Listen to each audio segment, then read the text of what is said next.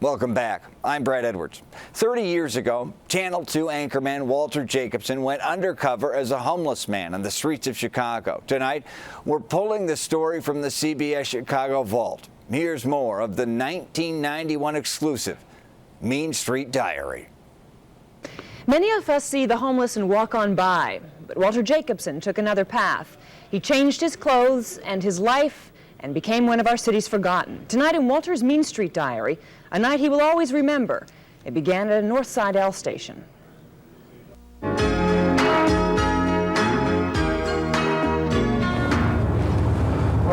to my humble abode.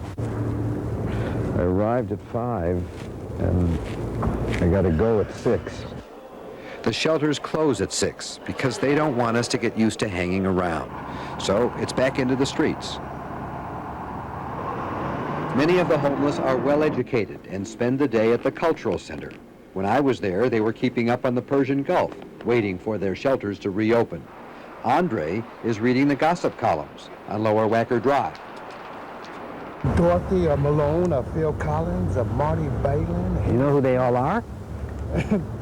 Just birthdays. I mean, celebrations. And this is O'Malley and Collins and Company.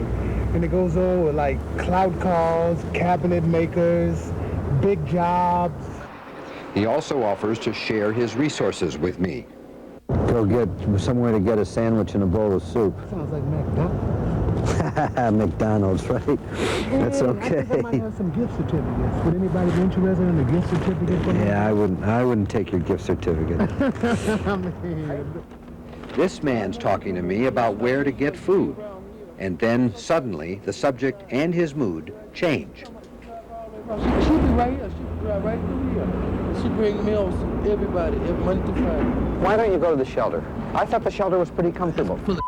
Don't text me. Don't say nothing about me, no shelter. No shelter. They don't go to shelters because they don't want the regimen or to attend church services that may be required. Many of the homeless want only to be alone. And then there are the homeless who seem always silent. They're willing to share their space, but not their thoughts. Here, could you use a buck? No? I've been using your heat. I got one left. Give it to them all. You got any? Just some little more.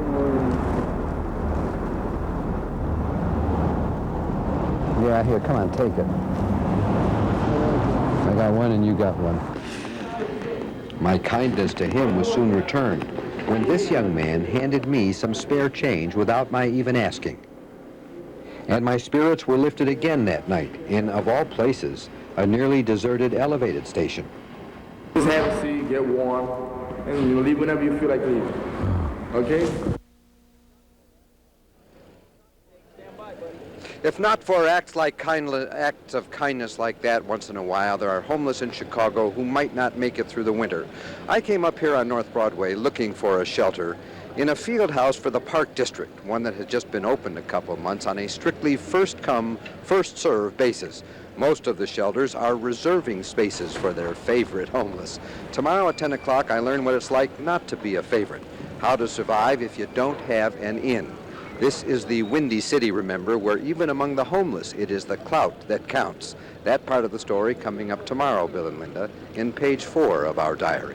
We look forward to it. A lot of questions, and we'll be talking about it all week. Thanks, Walter. It's a side of our city we don't like to think about, the cold, mean streets. Walter Jacobson spent 48 hours trying to survive, homeless on the streets.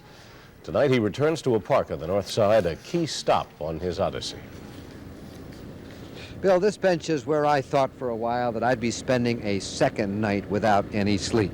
Mayor Daley says there's enough shelter in Chicago for all the homeless, that there's always a place to sleep. Well, that's not what I found. In fact, it was so hard finding a place, there were times I felt desperate and begged the homeless to tell me where to go right now. All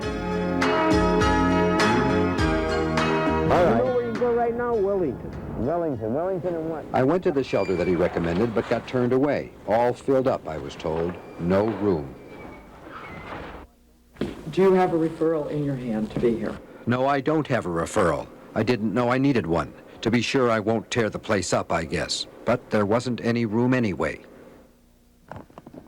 My God, this is getting worse by the moment. Absolutely unbelievable. So I went to another shelter on Fullerton in the Lincoln Park Presbyterian Church about a mile away. Too early to come in? They're not regular. No. No. I doubt if we have enough space for you. He says I'm not a regular and he doesn't have room for non-regulars. But it seems to me he doesn't like the way I look. Bottom line is, I have to look somewhere else. 4 hours and 7 or 8 miles of looking. I was turned away from shelter after shelter. Some of them want references from other shelters and won't even consider me without one. They don't want any trouble. Please help me, please. I was given your name I have been to 5 shelters tonight. I'm told that my only chance for sleep is up on the north side in a Park District field house about 3 miles away. It opens at 11 o'clock on a first-come basis, and I'm going to be there right on time. Are you waiting to get in there? You got to stand back. They'll kick us all out, and we've been here for 45 minutes. You've been here for 45 minutes? Yeah. They won't let us in for 45 Because we've been to 5 other shelters, and I'm not going to another one. It's been 2 nights since I've had any sleep at all. I can tell. Yeah. Whew, boy. I was here last night. It was even colder than this. I slept under a church last night. Huh? I slept under a church last night. Under a church? What do you mean? A deserted church. When you say under a church, you mean on the ground? Yeah. Underneath the porch or whatever it was. How'd you do that? Well, I got a blanket and a little mat. I made it. My feet didn't freeze. That's what I was worried about.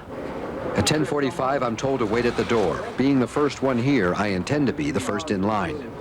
Bed already. I'm getting up front, man. Hold up, y'all some newcomers. I don't know where y'all come from. Y'all didn't sleep here last night. So nobody's passing me in this line, that's all.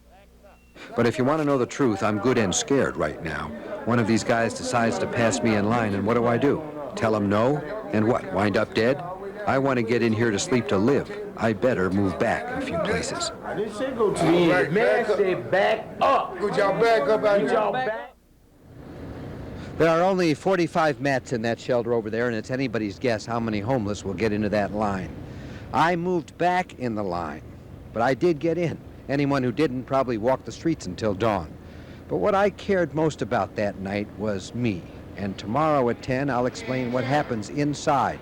There are rules and regulations, and always a fear of something. But it's okay. And since I've been asked, I probably ought to point out that the pictures you've been seeing for the past 5 days have been taken by hidden cameras. More of them, Bill and Linda, tomorrow.